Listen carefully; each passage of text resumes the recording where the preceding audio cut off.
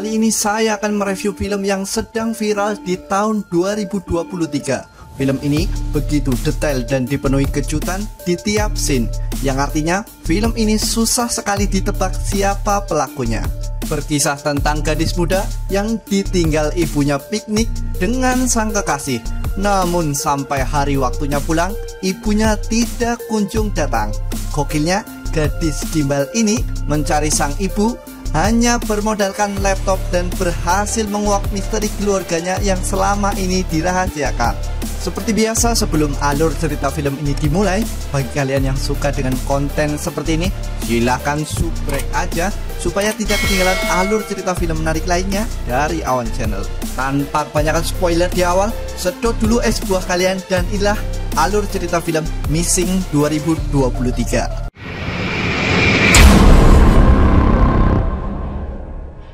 Scene dimulai tahun 2008, terlihat seorang ayah yang sedang bermain bersama sang anak yang bernama Jun. Di tengah asik bermain dengan anaknya, datang wanita yang bernama Grace. Grace adalah ibu dari Jun. That's right. This was Grandpa's house. No. Tak lama setelah itu, sang ayah yang bernama James tiba-tiba mengeluarkan darah melalui hidungnya. Dan ternyata James mengalami tumor otak. Lalu kemudian James diceritakan meninggal dunia.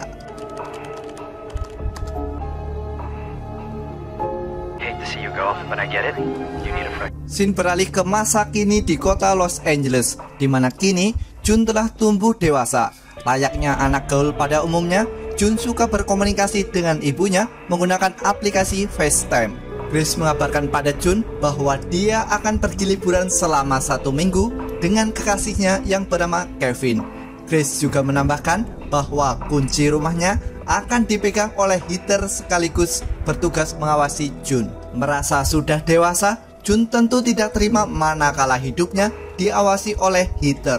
Akan tetapi, di tengah pertengkaran itu, Jun dikagetkan dengan kemunculan sosok Kevin.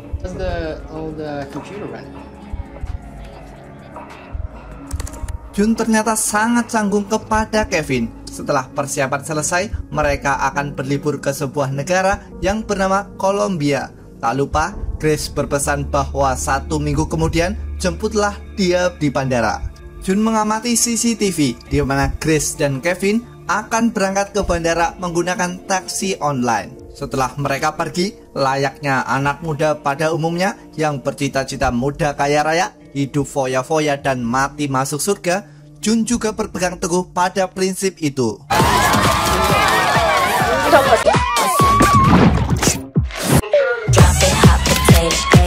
Di tengah asiknya pesta, Jun dikagetkan dengan kehadiran Heather yang membawakan makan malam. Grace yang meninggalkan sejumlah uang untuk Jun tentu saja digunakan untuk bersenang-senang. Akan tetapi, walaupun suka bersenang-senang dan berfoya-foya, Jun adalah remaja yang sangat mahir main media sosial.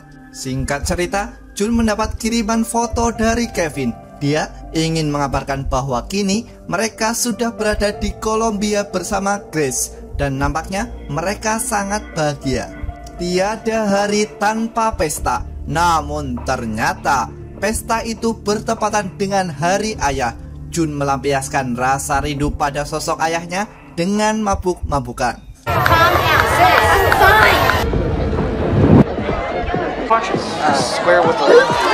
Singkat cerita, seminggu telah berlalu. Jun teringat bahwa sang ibu hari ini akan pulang. Namun kondisi rumah yang sangat berantakan dan kepala yang masih pening akibat mabuk-mabukan, Jun mencoba memesan Goblin untuk membersihkan rumahnya. Sesuai pesan sang ibu, Jun mencoba menjemput di bandara. Namun setelah ditunggu sampai orang terakhir, Jun tidak melihat sosok ibunya. Tentu saja, Jun merasa sangat khawatir. Jun dibuat semakin cemas manakala sang ibu tidak membalas pesannya. Dia juga tidak mengangkat telepon dari Jun. Alhasil, Jun yang panik mencoba menenangkan diri dengan pulang ke rumah.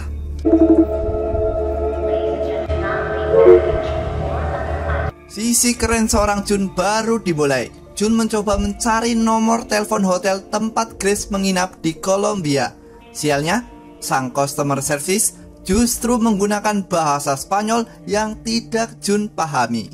Jun mencoba mengartikan dengan jurus Google Translate. Dia juga melihat adanya CCTV di area hotel. Untuk mencari ibunya, Jun mencoba meminta rekaman CCTV itu kepada pihak hotel. Menurut customer service hotel, Kevin dan Grace sudah pergi dari hotel. Dia juga mengatakan bahwa dalam 48 jam lagi rekaman CCTV-nya akan dihapus. Jun yang mulai frustasi mencoba meminta saran dari Heather. Heather menindaklanjuti dengan melapor ke pihak kedutaan. Heather menambahkan bahwa pihak kedutaan akan segera mengurus semuanya.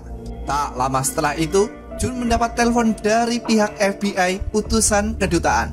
Dia memberi instruksi kepada Jun untuk membuka email milik sang ibu. Sialnya, password yang dimasukkan Jun selalu saja salah. Makin frustasi, Jun mencoba menghubungi Heather kembali, sekaligus mengabarkan bahwa rekaman CCTV akan dihapus dalam waktu 6 jam lagi. Jun mulai muak dengan kinerja FBI yang kelendat-kelendet alias lelet sekali. Jun mempunyai ide untuk menyewa petugas kebersihan negara Kolombia untuk mencari info lebih lanjut. Beruntung sekali, Jun segera mendapatkan Javier, seorang petugas kebersihan Kolombia yang juga bisa berbahasa Inggris. Dan gokilnya, Javier merasa wajah Jun seperti anak lelakinya. Hi, yes, hi Javier. Happy birthday. You make me think of my son. Setelah menjelaskan semuanya, Jun segera memberi instruksi kepada Javier untuk mengunjungi hotel tempat sang ibu menginap guna memeriksa rekaman CCTV-nya sebelum dihapus pihak hotel. Tanpa diduga, salah satu teman Jun yang bernama Vina tiba-tiba mengetuk pintu. Gokilnya, kedatangan Vina dimaksudkan untuk meretas akun Gmail milik Kevin. Actually, this guy, Heather thinks he's hot. Yeah. Wow, keren sekali. Vina berhasil login ke akun Gmail milik Kevin. Vina langsung mengecek lokasi Kevin melalui timeline. Sayangnya, Kevin mematikan maps-nya tepat 1 hari sebelum pulang. Tak lama setelah itu, Javier mengabarkan kepada Jun bahwa rekaman CCTV-nya sudah dihapus. Tapi Javier juga menambahkan bahwa ada 2 orang Amerika meninggalkan hotel menuju toko alat pertukangan. Lagi-lagi kecerdasan Jun muncul. Jun meretas data penggunaan kartu kredit milik Kevin. Data menunjukkan bahwa penggunaan kartu kredit terakhir adalah di sebuah kedai. Namun lokasinya ada 8 titik. Tentu saja Javier harus mengunjungi kedai itu satu persatu. There's a receipt in there. Okay, go then. Sambil menunggu info dari Javier, Jun kembali membuka akun milik Kevin, di mana dia menemukan bahwa Kevin melakukan blocking kontak kepada 27 orang. Di antara email itu, orang-orang memanggil Kevin dengan sebutan Greg, Darren, Kyle, Luke, dan nama-nama lain yang semakin membuat Jun kebingungan. Bahkan di antara mereka, ada juga yang menyebut Kevin sebagai seorang penipu. Fakta-fakta semakin memanas, di mana Jun menemukan bahwa Kevin pernah dipenjara selama 3 tahun. Dan setelah itu, Jun mencoba menghubungi sosok wanita terakhir yang berkomunikasi dengan Kevin. Yos, ketemu juga akun media sosialnya. Akun itu bernama Bunny Cake. Dia adalah seorang bartender atau artis panggilan. Yeah, damning her. I've been stuck. Jun lalu mencoba menghubungi tempat Bunny Cake bekerja. Dia juga mendapatkan informasi bahwa sudah 2 minggu lamanya Bunny Cake tidak bekerja. Masih terus mengorek informasi, Jun mendapatkan info nomor telepon teman Kevin yang bernama Jim. Jim mengatakan bahwa benar dia mengenal sosok Kevin karena mereka sama-sama pernah dipenjara. Namun selepas Kevin pergi, Jim tidak mendapatkan kabar lagi. Jun kembali mendapatkan kabar dari Javier bahwa ada sebuah toko yang melihat keberadaan Grace dan Kevin. Di sana yang mereka beli adalah sebuah gembok. Tentu saja itu membuat Jun semakin kebingungan. Belum menyerah, Jun mencoba mengorek info dari akun Gmail milik ibunya, yaitu Grace Ellen. Dia menemukan fakta bahwa sang ibu adalah pemakai aplikasi Lovely, sebuah aplikasi untuk menemukan teman berkencan. Di sini Jun menemukan fakta bahwa sang ibu mengenal sosok Kevin berkat aplikasi Lovely, dan menurut aplikasi itu kadar kecocokan Grace dan Kevin adalah 97%. Here, and I thought I'd just try to certainly admire your persistence. Atas dasar itu, mereka mulai menjalin suatu hubungan. Grace yang mulai merasa nyaman dengan sosok Kevin berjanji akan bercerita tentang sebuah rahasia yang selama ini dirahasiakan kepada anaknya, dan rahasia itu akan disampaikan Grace ketika mereka saling bertemu.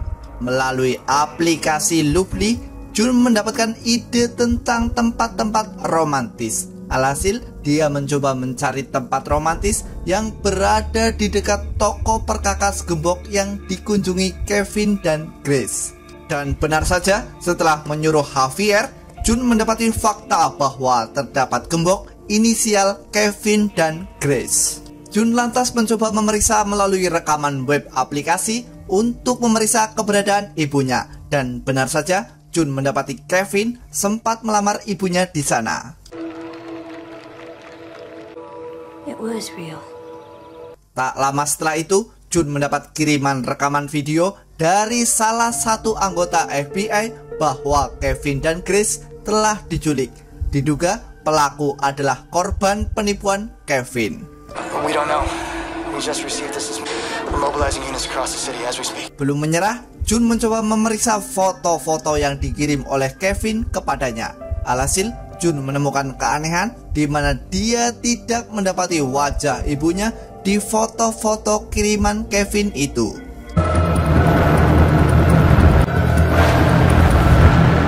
Curiga kepada Kevin, Jun mencoba kembali mengecek akun Bunny Cake 310, dan ternyata orang yang selama ini bersama Kevin adalah Bunny Cake 310. Lantas, di manakah ibunya sekarang? Titik cerah kembali muncul, di mana FBI telah mengkonfirmasi bahwa identitas Bunny Cake adalah Rachel Paige, dan FBI mencurigai bahwa Grace masih berada di Los Angeles. Mudah saja, Jun mengawali pencarian Grace dengan mencari data driver yang mengantar ibunya menuju bandara. Dan ternyata driver itu tidak ada catatannya. Nomor polisi yang dipasang juga adalah palsu. Kembali ke FBI yang mengkonfirmasi bahwa sosok yang menculik Kevin di Colombia adalah sekelompok mahasiswa yang disuruh oleh Kevin sendiri. FBI juga mengkonfirmasi bahwa Rachel memang dibayar untuk meniru seperti seorang Grace. Beralih ke Jun yang kini mencurigai seorang hitter. Lalu Jun bergegas mengunjungi kantor hitter, namun sesampainya di sana dia menemukan komputer yang sedang diriset atau dihapus, dan sebuah catatan jika buka mulut maka akan mati. Tak lama setelah itu, Jun mendengar suara rintihan, dan ternyata hitter sedang sakaratul maut. Tentu saja berujung kematian. Agen FBI tentu saja memarahi Jun yang bertindak sendiri. Tindakan itu tentu saja sangat membahayakan nyawanya. Faktanya, hitter dibunuh karena dia mengetahui masa lalu seorang Grace. Makin memanas karena keberadaan Grace yang masih belum ditemukan, media mulai mencurigai bahwa Grace adalah kaki tangan Kevin. Di tengah rasa kebingungan, Jun mendapati fakta bahwa seseorang juga mengamati apa yang dia lakukan selama ini, dan orang itu adalah dalangnya. Dia juga bisa meretas chat Jun dengan teman-temannya. Tak lama setelah itu, Vina mengirimkan video Kevin yang hendak kabur, dan ternyata dia ditembak tewas oleh FBI. Kangen dengan ibunya, Jun mencoba memutar rekaman audio yang terakhir ibunya kirim. Setelah itu, Jun teringat tentang nama kecilnya, yaitu Jan Bak. Kemudian Jun mencoba login akun sang ibu dengan nama itu. Yos, akun email sang ibu berhasil dibuka. Di email itu terdapat pesan yang diblok. Ternyata pesan itu bertuliskan dia berhak tahu. Di tengah asiknya pencarian, Jun dikagetkan dengan panggilan Jimmy yang mengaku teman Kevin. Dia ternyata ada di depan pintu. Jimmy akan mengatakan sesuatu. Tentu saja Jun sangat ketakutan karena Jimmy juga seorang narapidana. Oh my god. Setelah penutup kepalanya dibuka, seseorang yang mengaku bernama Jimmy adalah ayah Jun. Ya, dia adalah seorang James yang diketahui sudah meninggal karena tumor otak. I'm sorry to show up like this. There are things that you need to know. I can explain everything. Dengan rasa penasaran bercampur ketakutan, Jun menguatkan diri membuka pintu. Karena sudah 12 tahun lamanya mereka tidak bertemu. Wait, what is going on? James bercerita bahwa nama asli ibu Jun adalah Sarah. Sarah dan James dulunya sering sekali bertengkar. Sampai pada akhirnya Sarah membawa Jun kecil kabur dari rumah. Jun lalu memastikan apakah ayah pernah satu penjara dengan Kevin. Namun sang ayah lantas bercerita bahwa driver yang mengantar ibunya adalah dia. Di tengah percakapan itu, Vina menelpon Jun. Tapi James tidak membolehkan Jun menjawab dan membawa Jun pergi.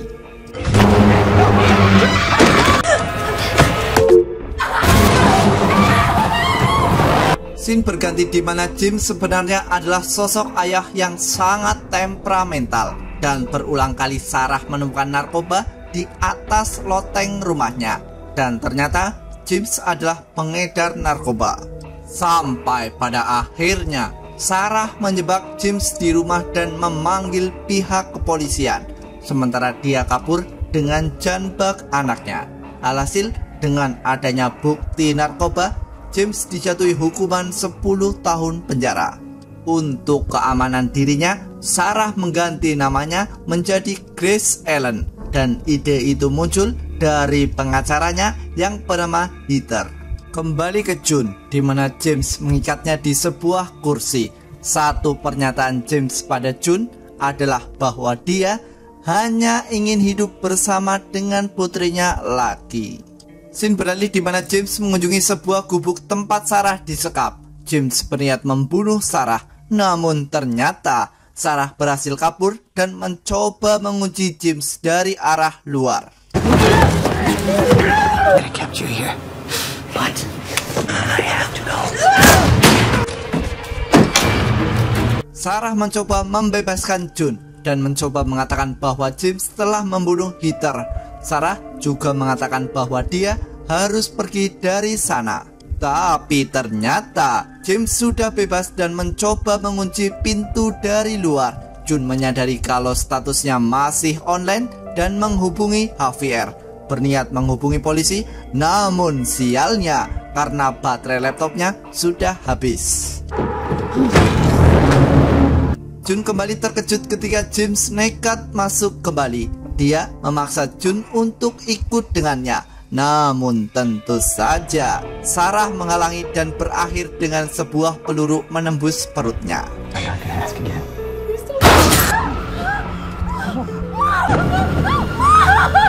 Jun yang mencoba kabur tentu saja dihalangi oleh James. Namun tanpa diduga, Sarah mengambil serpihan kaca dan menusuknya ke leher James. Di ambang batas kematian, James mengunci Sarah dan Jun, lalu mencoba menghubungi pihak rumah sakit untuk menolongnya. Sayangnya, James gagal karena James sudah tewas duluan. Beruntung Jun teringat dengan ponsel ibunya dan segera memanggil 911. Alhasil, kepolisian datang dan mereka pun selamat.